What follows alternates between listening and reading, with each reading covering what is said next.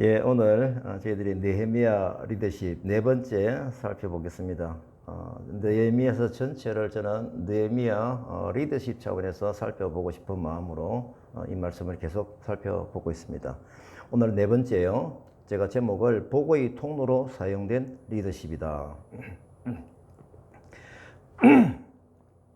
먼저 느헤미야 6장 1절부터 14절까지 말씀인데 제가 소제목을 사탄의 마지막까지의 공격입니다. 제가 굵은 글씨로 읽겠습니다. 산발랏, 도비야, 게셈, 그 나머지 우리의 원수들이 이거 1장, 2장인가에 공격하는 사람들 이름은 계속 반복이 되죠. 똑같은 사람들이 계속 공격하고 있는 겁니다. 원수들이 성벽을 건축하여 허물어진 틈을 남기지 아니하였다 함을 들었는데 아직 성문에 문짝을 달지 못하였던 때라. 한 촌에서 서로 만나자 하니 실상은 나를 해하고자 함이더라. 내가 곧 그들에게 사자들을 보내어 큰 역사를 하니 내려가지 못하겠노라. 그들이 4번이나 이같이 내게 사람을 보내되 나는 똑같이 대답하였더니 산발랏이 5번째는 봉하지 않은 편지를 들려 내게 보냈는데 너와 유다 사람들이 모반하려 하여 성벽을 건축한다 하나니 왕이 되려 하는도다. 내가 사람을 보내어 그에게 이런 일은 없는 일이요 내 마음에서 지어낸 것이라. 이는 그들이 다 우리를 두렵게 피곤하여 역사를 중지하고 이루지 못하리라 함이라. 이제 내 손을 힘있게 하옵소서 하였노라. 이후에 스마야가 두문불출하기로 내가 그 집에 가니 그가 우리가 하나님의 전으로 가서 외소 안에 머물고 그 문을 닫자. 내가 이르기를 어찌 도망하여 외소에 들어가서 생명을 보존하겠느냐. 나는 들어가지 않겠노라. 깨달은 즉 그는 도비아와 산발롯에게 뇌물을 받고 나를 두렵게 범죄하게 하고 비방하려 함이었느라. 내 하나님이여 나를 두렵게 하고자 한 자들의 소행을 기억하옵소서 하였노라.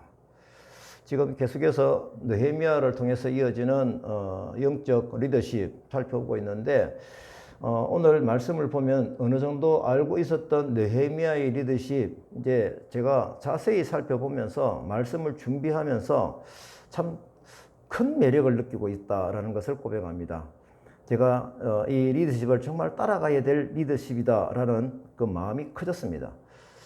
그 이유가 뭘까 생각해 보니 그때의 상황이 지금 현재 우리가 살고 있는 상황과 너무나도 유사하기 때문에 더욱더 그러합니다. 지금까지 여러 가지 공격을 타개한 느헤미야는 이제 본장에서 또 다른 외부들의 적 음모와 모함과 공갈, 협박에 직면하게 됩니다. 어떻게 보면 대대적인 기습 공격의 무용성을 깨달았겠죠. 그들이 이제 성벽 재건이 막바지에 다다라가니까 이제 마지막 공격, 다른 작전의 공격을 가합니다. 성벽 재건의 주동자여 책임자인 느헤미야를 암살하는 계획을 가지고 있습니다. 이때는 지금 성문에 문짝을 달지 못하였다라고 쓴 걸 보니 지금 문짝 공사를 하는 때인 이걸 볼 때 이 공사가 어느 정도 공정에 와 있는지를 우리가 대충 알 수가 있습니다. 1장 1절에 보게 되면은 산발랏, 도비야, 게셈과 나머지 우리 원수들이 성벽을 건축하여 허물어진 틈을 남기지 아니하였음을 들었는데 거의 공정이 다 갔다는 거죠. 이제 뭐가 남았다? 성문에 문짝을 달지 못하였던 때입니다. 이제 마지막 단계에서 이 산발랏과 이 공격하는 사람들은 어떤 공격을 할까 고민을 했겠죠. 그래서 나오는 방법이 2절에서 4절 말씀입니다. 뭐라고 얘기를 합니까? 사람을 보내어 뭐라고 그러는 게? 한 촌에 우리 서로 만나자. 다시 말하면 전쟁 뭡니까? 휴전을 하면서 서로 대화하자. 이런 어떤 내용이죠. 하지만 뭡니까? 실상은 나를 해하고자 함이었더라. 내가 곧 그들에게 사자들을 보내어 큰 역사를 하니 내가 내려가지 못한다. 바쁘다. 이 말이죠. 그들이 4번이나 이같이 하여 내게 사람을 보내되 나는 똑같이 대답하였더니 참 끈질기죠. 그들은 지금 현재 목적이 뭡니까? 평지의 한 촌, 외진 곳에서 서로 만나서 협상하자라는 전가를 보낸 거죠. 사실은 뭐였습니까? 느헤미야를 살해하고자 하는 그 계획으로 그들을 만나게 하자라고 하는 것이었습니다. 느헤미야가 이것을 깨달은 거예요. 만남에 응하지 않았습니다. 물론 이 메시지를 보게 되면은 지금 느헤미야는 이런 부분에 대해서 영적으로 깨어있는 사람이구나 라는 것을 동시에 우리가 깨닫게 됩니다. 이제 산발랏은 5번째 편지를 보내는데 좀 다릅니다. 봉하지 않고 보냅니다. 제가 이 영화를 보면서 그 옛날 뭐 로마 시대 때 영화를 보면서 편지를 막 전달해주는 그 뭐 왕비가 누구에게 막 전해주잖아요. 거기 보면은 그 뭡니까 인정을 딱 하는, 다시 말하면 봉하는 편지를 보냅니다. 그런데 여기서 다섯 번째는 뭡니까? 지금까지는 아니었는데 산발랏이 5절에 보니까 다섯 번째는 봉하지 않은 편지를 보냈다.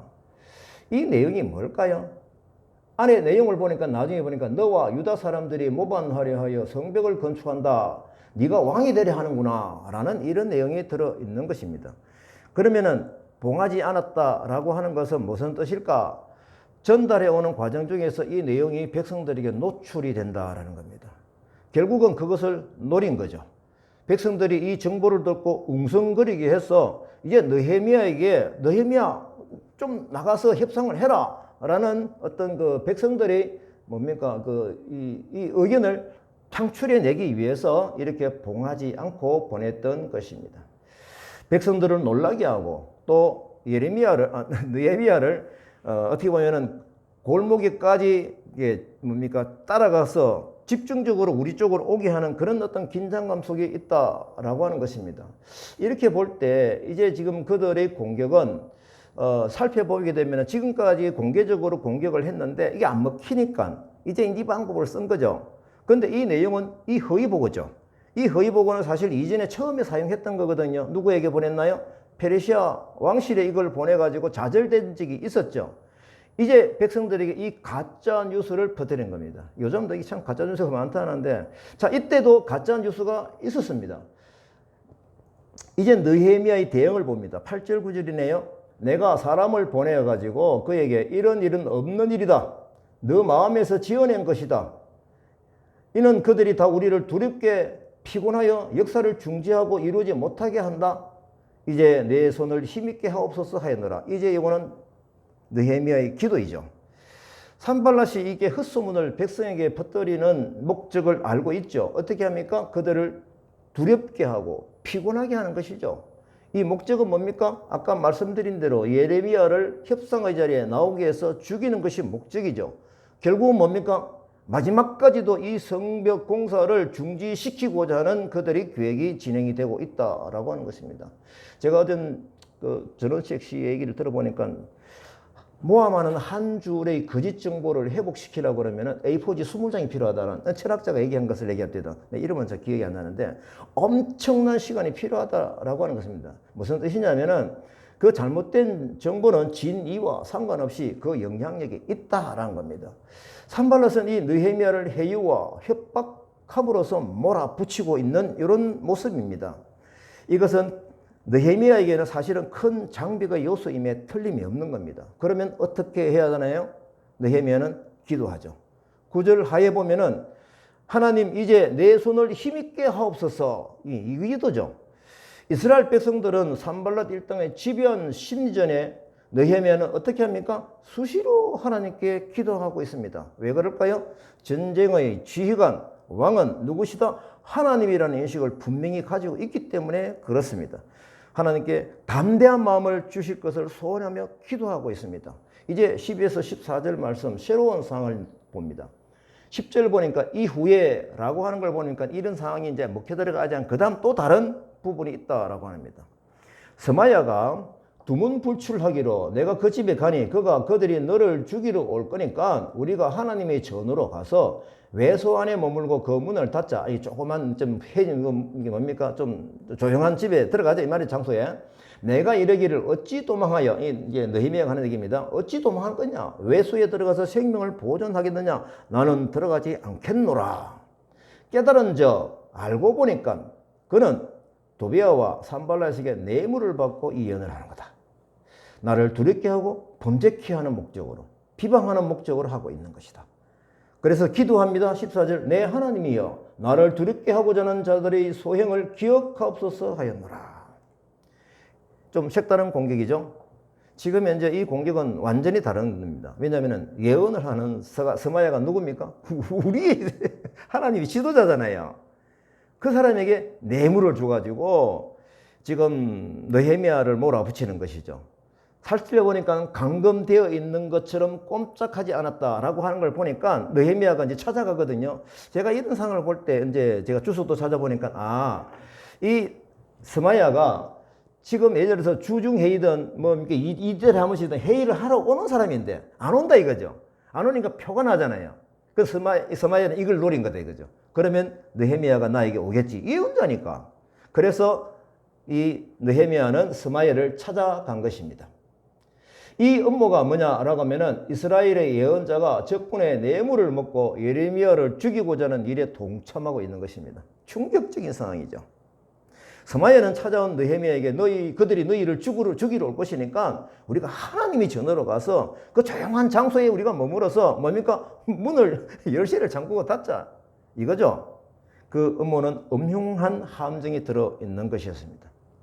노출된 공격은 이스라엘들이 박수꾼에 의해서 쉽게 눈에 띄어서 이제 실패한 많은 경험을 한 산발롯 등이 느헤미야의 목숨을 보호하기 위해서라고 하면서 외진 곳으로 안내하여 죽이고자 하는 그들의 작전.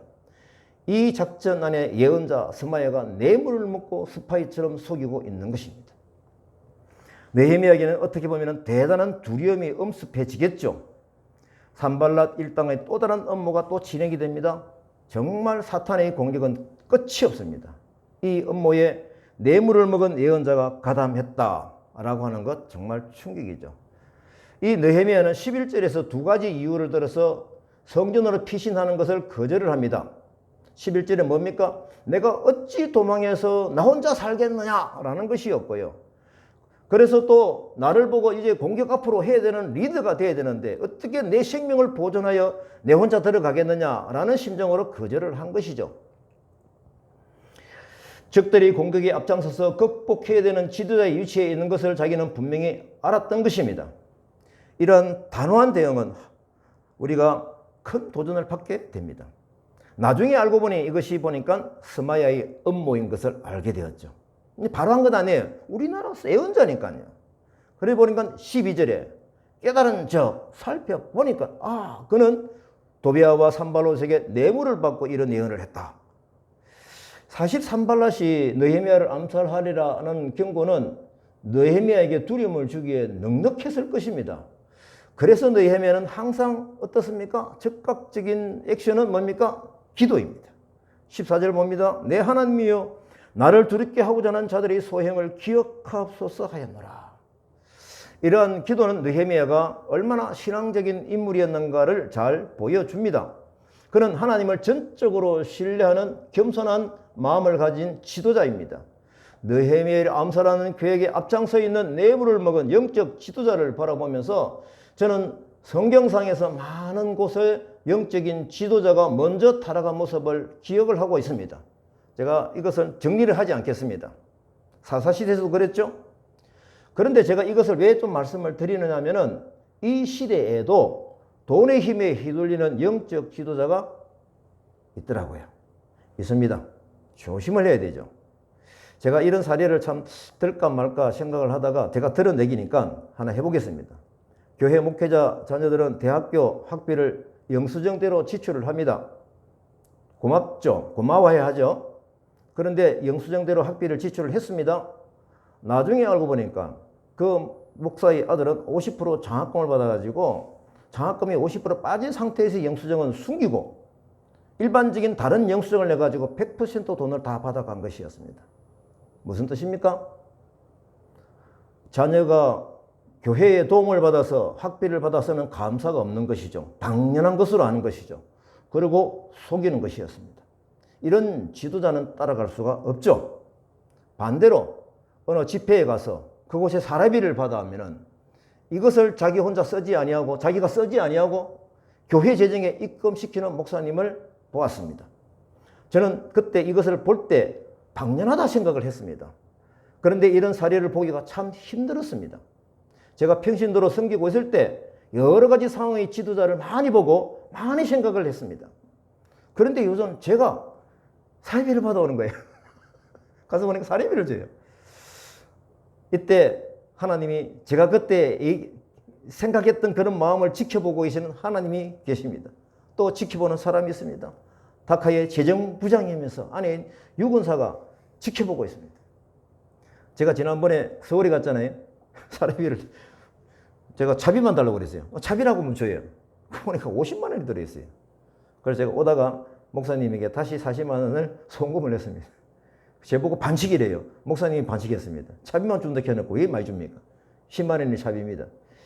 결국은 거기도 미얀마 교회를 섬기는 교회인데 재정이 형편이 넉넉하지 않겠죠. 제가 큰 교회이면 그 받아가지고 다카 재정에 넣겠지만 못 넣겠더라고요. 저는 이 말씀을 기록을 하다가 이렇게 할 수 있는 재정적인 자유의 상을 주신 하나님께 정말 감사해서 눈물이 좀 핑 돌았습니다. 아마 스마야는 뇌물에 휘둘려서 엄청난 잘못을 저지르기까지는 아마 조금씩 무너져 갔을 것입니다. 또 여기에는 제가 살펴보니까 기록에는 없는데 아마 지도자 느헤미야를 시기 질투하는 마음도 있었다고 봅니다. 결국에는 하나님과 민족을 배반하는 뇌물의 힘에 휘둘린 것입니다. 조금씩 무너진 그 걸음에서 결국은 엄청난 결과를 초래한 것입니다. 탐욕으로 인한 진행되는 그런 잘못은 초기에 싹을 잘라야 합니다. 이 유혹의 중심에 서 있는 사탄의 공격 상황을 잘 알아야 됩니다. 사탄의 공격은 어떠합니까? 조금씩 진행을 시키는데 결국은 죽게 만듭니다. 멸망하게 만듭니다. 그런데 자신의 방법이 안 먹히면, 약발이 안 먹히면 어떻게 합니까? 포기합니까? 그렇지 않습니다. 더욱더 악랄해져 갑니다. 느헤미야의 경우로 보면 그렇습니다. 끝까지 포기하지 않고 공격을 합니다. 이제는 보니까 하나님의 선자까지 돈으로 포섭하는 것입니다. 제가 이 말씀을 드릴 때 이 나라의 개념, 우리가 살고 있는 환경은 딱 두 나라는 개념을 가지고 들으셔야 됩니다. 하나님의 백성이 나는 하나님의 백성의 나라와 하나님의 백성을 공격하는 사탄의 나라가 있다는 이런 전제하에서 이것을 들으면은 이것이 악한 사탄의 공격이다 라고 하는 것을 금방 우리가 알 수가 있습니다. 또 한 사례를 말씀을 드립니다. 지난 목요일 날 저하고 선교단체를 같이 하는 이사님, 목사님이 대구 오셨다가 다카에 오고 싶다 하셔서 여기 오셔가지고 1박 2일 지내다 가셨습니다. 그분은 충청도에서 목회를 하고 계시는 분입니다. 제가 어제 그날 저녁에 대화 중에 너무나도 놀라운 얘기를 들었습니다. 목사님이 6개월 전에 교회를 사임했다는 것입니다. 제가 너무 놀랐어요. 목사님, 왜 사임을 하셨어요? 근데 그 이유가 너무나 큰 충격이었습니다. 자신을 청빙한 A 장로, 규모 있는 넉넉한 회사의 사장으로서 교회 건물과 경제적인 거의 모든 부분을 다 감당하고 있고 성도들은 그 사람에 의해서 온 사람들이 주로 많은 그런 교회였습니다.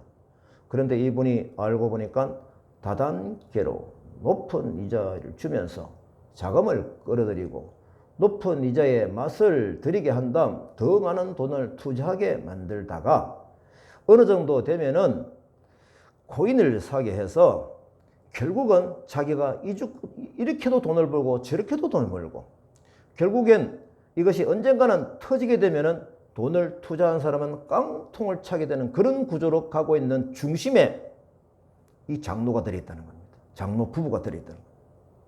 사기꾼 같은 장로죠.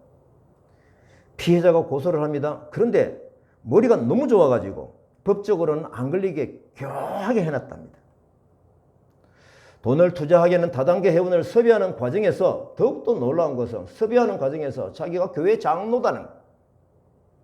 또 그 사람을 믿게 하는 포장하는 회사에서 뭘 운영하는 다른 어떤 돈도 안 되는 어떤 그 상품을 취급하는 것처럼 보여요. 또 이 장로는 새로운 회원을 포섭할 때 권사이면은 목사님과 같이 초청해서 식사를 합니다. 신뢰를 하게 만듭니다. 이 사실을 안 목사님은 그 자리에 가지 않았다. 그렇고 이렇게 하지 말아라고 간곡하게 얘기를 했는데 앞에서는 그러겠노라고 하였는데 돌아서면 계속 확정해 나가는 그의 모습을 보았다는 겁니다. 한 번은 피해자들이 아마 코인으로 인한 피해가 최근에 있을 것 같은데 공장 안에 있는 교회에 와서 데모를 하기도 했다 합니다. 그래서 6개월 전에 사임을 했다 합니다. 제가 들으면서 깜짝 놀랐습니다. 적어도 이런 사람은 처음 봅니다. A 장로는 양의 털을 쓴 이리와 같았습니다. 이 사람도 처음부터 그랬을까요? 아마 조금씩 무너지게 하는 사탄의 방법에 탐욕의 길에 들어선 것입니다. 하나님과의 진실된 관계는 이미 깨어졌죠. 결국 이 사람은 망하게 되겠죠. 공의의 하나님께 벌 받게 되겠죠. 이 과정 중에서 애매한 사람들이 피해를 보는, 이런 어떤 피해를 보게 하는 그런 사람들이 아직도 교회 주변에 있구나. 제가 덴마크 여행을 갔다가 교회를 구경하러 갔습니다. 깜짝 놀랐습니다. 교회 바로 앞에 사창가 건물이 쭉 있는 거예요. 정문 바로 앞에. 그래서 A 장로를 포함해서 이런 모습들은 다음 말씀에 해당이 됩니다. 제가 열왕기하 23장 7절 말씀, 또 여호와의 성전 가운데 남창의 집을 헐었으니 그곳은 여인이 아세라를 위하여 휘장을 짜는 처소였더라. 저도 이 성경을 보고 깜짝 놀랐습니다. 어떻게 여호와의 성전 안에 남창의 집이 있느냐? 성전 안에 아세라 우상을 섬기는 휘장을 짜는 처소가 있느냐? 이 모습들이 스마야 예언자가 뇌물을 받고 거짓 예언을 하는 시대가 되었다. 그래서 우리는 이 느헤미야의 리더십을 바라보면서 이 리더십이 따라가야 되겠구나 라는 결심을 해야 되는 것입니다. 사태가 이 세상이 너무나도 악합니다. 기억하십니까? 느헤미야가 어떻게 해서 고국에 왔나요? 무너진 성벽 고국의 아픈 소식을 듣고 하나님 백성들이 힘들어하는 것을 생각을 해보니 마음이 안타까워서 기도하다가 이 자리에 오게 된 건 아닙니까? 1장 4절이 그의 기도였습니다. 내가 이 말을 듣고 앉아서 울고 수일 동안 슬퍼하며 하늘의 하나님 앞에 금식하여 기도하며, 또 공사를 방해하는 적들이 공격해 올 때 하나님께 기도하는 리더십이 있었습니다. 느헤미야 4장 4절입니다. 우리 하나님이여 들으시옵소서. 우리가 업신여김을 당하나이다. 그들이 욕하는 것을 자기들의 머리에 돌리사 그들이 죄를 도말하지 마옵소서. 그리고 정치적으로는 세금을 거두어 폭리를 취하던 전임 총독들의 귀를 가지 아니하고 오히려 자기의 월급을 다 내어넣어서 배고픈 백성들에게 베풀어진 그 리더십, 또 높은 이자를 받아가며 떵떵거리던 그 귀족들과 배고파 세금 내기도 힘든 그 백성들을 위해서 그들을 설득하여 그들에게 이자와 원금을 감해주게 한 그 리더십, 이 영적 리더십이 지금 이 시대에 꼭 필요한 리더십이다. 저는 그렇게 생각을 합니다. 이제 드디어 기도의 응답으로 또한 내려놓는 선행으로 믿음의 리더십으로 성벽 공사가 완성이 되었습니다. 15절입니다. 성벽 역사가 52일 만에 끝나매 이렇게 되었습니다. 이제 공사가 무사히 끝났습니다. 그 결과 어땠나요? 16절입니다. 우리의 모든 대적과 주위에 있는 이방 족속들이 이를 듣고 다 두려워하여 크게 낙담하였으니 그들이 우리 하나님께서 이 역사를 이루신 것을 알미라. 그들이 느헤미야의 역사를 이루신 것을 알미라가 아니었습니다. 이렇게 볼 때에 느헤미야는 그들에게 하나님의 뜻과 우리가 하나님의 백성, 하나님의 보호를 받는 정보를 계속적으로 주었겠죠. 무수한 공격을 해오던 대적 이방 백성들이 결국은 졌습니다. 그들이 성벽 완공사로서 무엇을 깨달았느냐라고 하는 것을 보면은 말씀을 보니까 하나님의 힘을 알게 되었던 것입니다. 그들은 계속적인 공격으로 오히려 하나님의 힘을 알게 된 거죠. 공격하면 할수록 하나님의 힘을 크게 느끼는 거죠. 그 힘을 두려워하여 스스로 낙담하기까지 갔다입니다. 상대가 누군가요? 하나님이니까요. 대적들은 이스라엘 백성들을 협박해서 재건 사업을 중단하게 만들려고 입체적인 공격을 했지만 하나님께서는 충분히 이기게 하셨습니다. 이 과정에 누가 서 있나요? 느헤미야가 우뚝 서 있는 것입니다. 저는 이 말씀을 기록하다가 이 여러분들 물이 위로 갔다가 아래로 흐르는데 라인이 없는 거 아시죠? 정말 신기하고 놀랍습니다. 근데 이 물이 이렇게 돼야 이 땅에 생명이 살잖아요. 그런데 이 물이 꼭 필요한 것이 보내려면 어떻게 해야 됩니까? 배관 공사를 해야 되죠.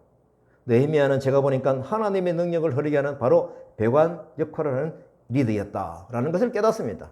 그래서 축복의 통로라는 것이죠. 이 성벽이 완공된 후에 느헤미야는 또 한 가지 사실을 기억을 하고 회상을 합니다. 17절부터 19절까지입니다. 그때에 유다의 귀족들이 여러 번 도비아에게 편지하였고, 좀 이상하네요. 도비아의 편지도 그들에게 이르렀으니 도비아는 스가냐의 사이가 되었고 유다에서 그와 동맹한 자가 많음이라. 그들이 내 말도 그에게 전하며 도비아가 나를 두렵게 하고자 하였느니라. 이걸 볼 때 유다 계족의 일부 귀족들이 뭡니까? 서로 적들 산발락 군사들과 서로 내통하고 있었다. 네. 내통하군 중에 어떤 게 나올까요? 느헤미야의 정부가 그들을 통해서 전달이 되겠죠. 자, 느헤미야의 대적들이 내통하고 있었던 것도 알게 되었습니다. 이 사실을 왜 기록을 했을까요? 느헤미야는 이 모든 것 과정 가운데서도 하나님께서 우리 축복하셔서 이 성벽 공사가 완공되었노라는 그 고백인 것입니다. 이제 우리가 느헤미야를 통해서 무엇을 깨닫고 실천할 수 있을까? 어떻습니까? 요즘 올라오는 뉴스를 보면은 느헤미야 받은 공격과 비슷한 거예요. 아까 말씀드린 대로 이 세상을 압축해서 봐야 되거든요. 딱 두 나라라는 인식을 가져야 된다는 겁니다. 악한 세력과 하나님의 백성들이 있는데 악한 세력들이 공격을 우리가 어떻게 대처를 해야 됩니까? 영적으로 대처를 해야 되겠죠. 사탄이 지금까지 어떤 공격을 했는지 제가 쭉 1장부터 살펴봤습니다. 정리해봤습니다. 하나님의 비전을 품고 하는 성벽 공사를 업신여기고 분노하게 하고 비웃고 모함하고 연합군을 형성해가지고 군사의 힘으로 공격했고 백성들이 돈이 없어 먹을 것이 없었는데 보니까 이유를 알고 보니까 상륙청 귀족들이 고리대금 이자를 받아가고 있으니 내부의 적이 있었고 스파이를 심어가지고 군사정보를 빼내갔고 막판에는 죽일 업무를 가지고 협상 테이블로 꼬셔서 불러내고 있고 심지어 예언자까지 뇌물을 줘가지고 스파이 노릇을 하게 한 것입니다. 이때 보여준 느헤미야의 영적 리더십은 오히려 이 어려운 고난 때문에 더욱더 빛이 나고 있었습니다. 하나님께서 그를 살피신 그 흔적이 뚜렷하게 드러난다라고 하는 것이죠. 그러면은 아까 말씀드린 대로 우리 기독인들이 이 느헤미야의 보여준 리더십 절대적으로 필요한 때에 살고 있는 것을 생각해야 됩니다. 요즘 뉴스를 보게 되면은 아까 전에 우리 유미영 선교사님이 똑같은 말씀을 했어요. 어떻게 이 원고가 노출이 됐나 안 보여주는데 요즘 뉴스를 보게 되면은 이 사회가, 이 나라가, 이 세계가 악으로 치닫고 있습니다. 전쟁의 소식을 듣습니다. 양극으로 치달아 매일 싸우는 정치가 부서지는 소리를 듣습니다. 3년째 진행되고 있는 전염병이 지금 계속 더 기승을 부리고 있습니다. 인간의 욕심으로 자연이 파괴되어 북반구가 폭염, 남반부에는 폭풍이랍니다. 또 폭설이랍니다. 칠레 오늘 아침 뉴스를 보니까요. 칠레 아르헨티나 국경에 폭설이 돼가지고 도로가 마비되고 200여 명이 한동안 고립이 되었다. 또 북쪽에는 스페인과 포르투갈 등 남유럽 폭염이 막 쏟아져가지고 사망이 2,100명이 넘었답니다. 지금 누적 인원이. 얼마 전에 돌아갔다 오셨는데 정말 감사해요. 또 스페인, 포르투갈 다 다녀오셨거든요. 폭염이 있는데 어떻게 괜찮았습니까? 라고 하니까 우리가 가는 데는 다 시원하더라. 그제 그 얘기했었죠. 또한 소수인권 보호라는 포장으로 동성애를 합법화하는 그 소식이 자주 전해집니다. 이 시대의 어두움 알려주는 종말의 때를 충분히 깨닫게 됩니다. 그러면 이 시대의 악함이 느헤미야를 공격하는 그 악함과 결이 같은 걸 우리가 알아야 되는 것이죠. 그러면은 우리는 느헤미야처럼 기도하며 말씀의 힘으로 이겨 나가야 되지 않겠습니까? 제가 이제 말씀을 정리를 하다가 1998년도 처음이 생각이 났습니다. 굉장히 오래됐죠. 몇 년인가요? 30요? 그죠? 예. 37년이 됐어요. 근데 그게 생각이 나는 거예요. 거의 유사합니다. 제가 오늘 마무리는 간증으로 하겠습니다. 제가 35살 때 1990년도에 조그만 사무실 오픈해가지고 사업을 시작했다는 겁니다. 처음부터 제가 말씀드린 대로 하나님 비전을 주신 대로 50% 선교비로 한다 작정하고 했었죠. 저는 처음에 막 부가 쌓일 줄 알았어요. 이렇게 하면은 막 감당치 못할 부가 쌓일 줄 알았습니다. 그런데 결과는 뭐냐? 항상 통장의 잔고는 늘 바닥을 기고 있었습니다. 그래서 오히려 하나님이 터치하시는 그 경험이 많이 쌓여갔습니다. 오히려요. 왜? 기도해야 되니까요. 긴장감 속에서 하나님의 방법이 툭툭툭 보였던 기록이 참 많이 있거든요. 그 힘이 오히려 선교 50%를 하는 그 동력을 일으키게 했습니다. 이게 계속적으로 일어나는. 그래서 저는 어미 부도가 날 때는, 그때는 어미 많이 있었거든요. 과거에 하나님의 방법을 경험했던 힘으로 버텨나가는 새로운 경험을 하게 되는 그런 경험도 하게 됩니다.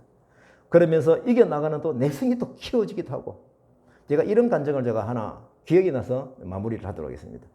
제가 98년도 추석 전이면 돈이 딱 필요할 때죠. 3,200만 원 받은 어음과 1,800만 원 받은 어음 두 개가 동시에 붙어놨습니다. 요게 두 개가 제 어음이 전부입니다. 뭐 200개 중에 두 개가 아니에요. 이 3,200만 원짜리는 제가 밀양대학교 방음벽 공사, 그게 좀 하청받아가지고 제가 공사를 했는데, 이 사람이 자기가 학교에서 돈을 받았는데 돈 받고 나자 도망가 버렸어요. 그리고 1,800만 원은 어음이 부도가 났대요. 그러니까 5천만 원이죠. 제가 이 부도를 맞고 정신이 없었습니다. 아까 말씀드린 대로 제 통장은 늘 바닥을 기고 있었는데, 이렇게 되면 이제 엄청난 데미지가 온 거죠. 그래서 제가 3,800원 부도를 낸 그 회사 소문도 듣고 가보니까요, 싸우는 사람만 있고요, 피해본 사람만 있고 사람은 없어요. 제가 이런 부분을 너무 싫어하기 때문에 제가 포기를 했죠. 예. 그러면서 제가 마산에 갔었습니다. 마산에서 버스 터미널로 걸어오다가 이상한 일이 일어났습니다. 한 달 동안 교회 나오지 않는 친구가 생각이 났는데, 그 친구가 마산 터미널 옆에 사무실에 있었습니다. 그 친구가 생각이 나는 거예요. 이 친구 내가 왜 교회 안 오지? 그 생각이 들어온 거예요. 그래가 전화를 하니까 사무실에 있어요. 찾아갔습니다. 그러면서 왜 교회 안 오느냐는 식의 주제로 가지고 얘기를 하는데, 이 친구가 자기가 보증을 잘못 써가지고 돈을 큰 피해를 본 거예요. 속이 상하고 사람도 보기 싫고, 그래서 교회를 안 온다. 제가 그 자리에서 뭘 얘기했겠습니까? 친구야, 지금 나도 이루어지는 그 상황을 얘기를 한 거예요. 그리고 내가 지금 견뎌나가는 힘은 매일 하나님의 말씀을 보면서 말씀에 의해서 나는 이기는 힘을 키워가고 있다. 지금까지 그렇게 해왔다. 나 지금부터 그렇게 할 것이다. 의하면 되는데 나는 생명의 삶을 보고 있다. 추천을 하고 헤어졌습니다. 그날이 금요일이었습니다. 저녁에 금요 기도, 그때는 구역 예배가 있었습니다. 제가 구역 강사였거든요. 근데 메시지를 전해야 되는데 지금 이 경제적인 데미지 때문에 이 편안하게 말을 할 수 없는 거예요. 그래서 제가 솔직해지자. 그래서 제가 자초지종을 얘기를 했어요. 이런 상황을 얘기하고, 제가 이 부분에 대해서는 기도하고 있습니다. 하나님께서 어떻게 회복해 주시는지 그 결과는 다음에 말씀드리겠습니다. 오늘은 그만합시다. 그렇게 해서 끝내전지겠습니다. 그 다음날 아침 생명에서 묵상의 방법에 따라 말씀을 보는데, 데살로니가 후서 1장 5절 말씀입니다. 이는 하나님의 공의로운 심판의 표요 너희로 하여금 하나님 나라에 합당한 자로 여김을 받게 하려 함이니 그 나라를 위하여 너희가 또한 고난을 받느니라. 깜짝 놀랐습니다. 제가 받고 있는 바로 그 고난이거든요. 근데 내용이 좀 어려운데 제가 계속 깊이 봤습니다. 이게 뭔지 깨달아졌어요. 그래서 친구에게 바로 전화했습니다. 친구야, 이 말씀 봐라. 내가 어제 얘기했잖아. 봐. 이 말씀대로 우리가 고난을 받는다고 그러면은 우리는 감사해야지. 저는 이때부터 감사 기도가 나왔습니다. 하나님, 돈이 회복되지 않아도 좋습니다. 제가 이 깨달음으로 충분합니다, 하나님. 며칠 뒤에 진주에서 저하고 똑같이 돈을 못 받는 사람이 전화가 왔어요. 당신 어떻게 하고 있냐? 자기는 그 사람이 그 돈을 가지고 부도를 냈다는 거예요. 그게 너무 괘씸해서 진주지검에다가 고소를 해놨대요. 그래서 내가 나도 고소하면은 이 사람이 그것 때문에 나를 만나러 올 수 있겠구나. 그 서류 좀 날 좀 보내주셔. 그래가지고 제 이름과 금액을 바꿔서 저도 진주지검에다가 고소를 해 놓았죠. 그 뒤에 알고 보니까 그 진주지검 검사가 우리 교회 후배예요. 잘됐다 싶어서 찾아갔죠. 제가 상담을 했습니다. 결과가 뭐냐? 선배님, 이거 경찰이 찾지 않습니다. 이 돈 가지고. 3,200만 원. 그래서 그냥 막 포기하십시오. 라는 그 얘기를 해요. 우리 핀단인데. 그래서 저는 말씀의 은혜를 받고 이런 상황이고, 전체적으로 결과적으로 제가 돈을 완전히 잊고 있었습니다. 고통을 잊었다는 거죠. 네. 돈에 대한 고통은 있었겠지만은, 근데 한참 지났습니다. 제가 다 잊고 있었는데 진주 경찰서에서 전화가 왔어요. 그 사람이 전화 가지고 당신 체인기 맞냐고. 당신 찾느라고 혼났다는 거예요. 왜 나를 찾았는데? 지금 그 사람이 잡혔다는 거예요. 지금 도장을 가지고 빨리 진주 경찰서에 와라. 왜 도장을 가져갑니까? 아, 당신 돈 받고 풀어주면 되는 거 아니냐고. 돈 받는다고요? 제가 단수 매달려 갔죠. 저는 가면서 어떤 생각을 했냐면은, 하나님, 이 사람 어떻게 붙잡겠습니까? 어떻게 붙잡겠습니까? 그게 궁금하더라고요. 제가 도착하자마자 그분 담당 경찰에게 그 사람 어떻게 붙잡았습니까? 질문이 그거예요. 그러니까 그분이 싱글벙글 웃으면서 하는 얘기가요. 전국 경찰에, 이분이 이제 이 사람이 경찰서에서 이제 조사를 나오라고 몇 번 공문을 보내도 안 오는 거예요. 그럼 이 사람이 어디 기소 중지가 되어버렸어요. 근데 전국 경찰에 한 달 동안 기소 중지자를 잡는 경연대가 생긴 거예요. 금액이 크든 적든 상관없이 한 건 잡는 이 실적 때문에 경찰이 눈에 불을 켜고 찾아다닌 거예요. 이 사람 진주에서 집에 저녁에 텔레비 보고 있다가 탁 붙잡혀왔어요. 근데 돈 있는 사람이니까 네, 돈 줄게. 경찰에게 사정을 한 거예요. 이 사람 좀 찾아줘. 왜냐면 제가 도장을 찍어줘야 풀려나거든요. 그래서 이 경찰이 나를 열심히 찾았던 겁니다. 제가 3,800만 원 뿐만 아니라 이자까지 붙여서 그 돈을 받고 도장 찍어주고 나왔습니다. 그래서 오면서 너무너무 기뻐서 찬양을 했는데, 제가 그때 이 기도는, 하나님 참 이렇게까지 안 하셔도 되는데 감사합니다. 또 부도 숲이 하나 더 있죠. 1,800만짜리. 희한해요. 이 부도를 갖다, 이거는 진짜 부도로, 이 어음을 부도낸 거기 때문에, 그 사람은 어음을 부도낸 게 아니고 그냥 돈을 안 주고도 도망갔기 때문에 이제 왔고요. 이건 어쩔 수 없는 거예요. 이건 부도난 거나. 근데 부도가 A라는 사람이 발행을 했고 B라는 사람이 받았고 B라는 사람이 저에게 어음을 준 거예요. 근데 B라는 사람이 저에게 어음을 줄 때는 제일 앞에 적혀진 A라는 인감 도장과 뒤에 이설을 하는 인감 도장을 받아서 찍어줘야 돼요. 당신의 동의를 구하고 내 보낸다라는 그거죠.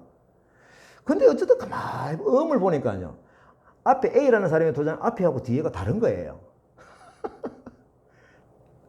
이건 뭐예요?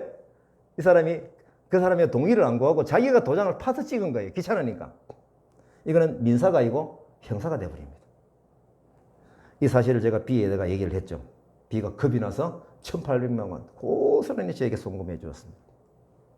제가 이 과정을 통해서 많은 것을 깨달았습니다. 저는 돈을 받지 않아도 충분한 하나님의 뜻을, 지혜를 먼저 깨달았죠. 회복된 돈에 제가 간장의 초점이 잡히지 않습니다. 지금 사실 제가 지나고서 보니 그때 돈 회복된 돈은 어디 갔는지 몰라요. 근데 그때 받았던 하나님의 감동은 지금까지 살아있는 거예요. 지금까지 남아있는 그때의 감동, 제가 오늘 말씀을 보면서 그것이 생각이 나더라고요. 이것은 나중에 제가 말씀을 통해서 깨달은 내용이 뭡니까? 우리가 하나님께 구하라 주실 것이요, 찾아라 만날 것이요, 문을 두드리면 열릴 것이라는 그런 약속의 말씀을 주시면서 하나님께서 좋은 것을 주시지 않겠느냐, 이 말씀 하셨잖아요. 이 좋은 것이거든요. 그러면 이 좋은 것이 뭘까요? 돈 받는 게 좋은 것입니까? 저는 그렇지 않다고 봅니다. 하나님의 지혜입니다. 하나님의 뜻을 아는 것이 좋은 것입니다. 그 다음 돈은 따라오는 것이죠. 그래서 우리가 기적에 집중하기보다는 하나님의 표적에 집중해야 되는 그런 지혜가 있어야 하는 것입니다. 고난은 여러 가지로 옵니다. 고난이 없다라고 하는 것은 잘못된 정보입니다. 이 고난을 통해서 사탄은 하나님과의 관계를 깨고자 하는 공격이 있다는 것을 분명히 알아야 됩니다. 그래서 우리는 이런 고난을 영적으로 대응을 해야 되죠. 느헤미야처럼 말입니다. 분명한 것은 이 고난을 헤쳐나가는 그 길을 하나님께서 이미 마련해 주신 것입니다. 말씀에서 선명하게 약속으로 주신 것입니다. 말씀 보니까 그 나라를 위하여 고난을 받는다 하시니 이것이 선교죠. 얼마 전에 우리 타카 막 그냥 그 타이 레스토랑 하면서 막 힘드니까 힘든 게 선교입니다. 제가 전체 음 2개가 동시에 터져서 그 고난을 통해서 하나님의 뚜렷한 인도하심을 받았습니다. 이겨나가는 본이 되는 체험을 한 것이죠. 자, 고난이 왔을 때 하나님 말씀을 붙들고 이겨나가자. 제가 말씀을 드립니다. 그래서 성령님께서 지켜보고 계시니 기도하면서 그 고난 속에서 하나님의 방법을 체험하기 위해서입니다. 저는 아직도 그날 마산에 음부도 때문에 갔다가 그 아픈 심정을 가지고 친구를 왜 찾아가게 됐는지 아직도 궁금해요. 성령의 인도하심이죠. 이는 하나님의 공의로운 심판의 표라고 합니다. 무슨 뜻입니까? 이런저런 고난을 통해서 나와 하나님의 관계를 깨는 사탄의 공격을 말씀의 힘으로 이기는 것이 하나님의 뜻이고 계획인데, 이것이 결국은 종말의 때에 말씀이신 예수님이 심판자로 오셔서 사탄의 치는, 사탄의 멸망시키는 바로 그 사인인 것이죠. 그리고 너희로 하여금 하나님 나라에 합당한 자로 여김을 받게 하려 한다. 그 나라를 위하여 너희가 땅 고난을 받는다. 이것이 무슨 뜻입니까? 이렇게 이겨나가는 힘으로 하나님의 교회가 튼튼하게 세워지는 하나님의 뜻이 여기에 들어있다라고 하는 것입니다. 그렇다면 이 고난도 선교죠. 하나님을 믿으면 고난이 없다라는 설교를 참 많이 들었는데 하나님의 사실이 아닙니다. 하나님의 주인을 모시고 사는 인생은 그분의 말씀에서 이 고난을 이겨나가는 영적인 근육을 키워나가야 하는 것입니다. 종말의 때가 가까워지면은 사탄이 제 때가 다 됨을 알고 바삐 움직이는 그때에, 세계적인 고난이 일어나는 그때에 성령의 힘으로 이기면서, 그래서 이겨나가는 본이 되는 사람이 되자라고 하는 것이 바로 느헤미야의 리더십이다 라고 하는 것입니다. 하나님 나라에 합당한 자로 여김을 받는 인생이 되십시다. 저는 이 간증을 다시 정리하면서 27년 전에 그 감동이 전해져서 참 제 마음이 기쁘더라고요. 지금도 그 심정입니다. 제가 설교를 준비하면서 얻는 하나님이 주시는 지혜와 기쁨입니다. 자, 이제 우리가 코로나 이후 왜 기도해야 되는지를 우리는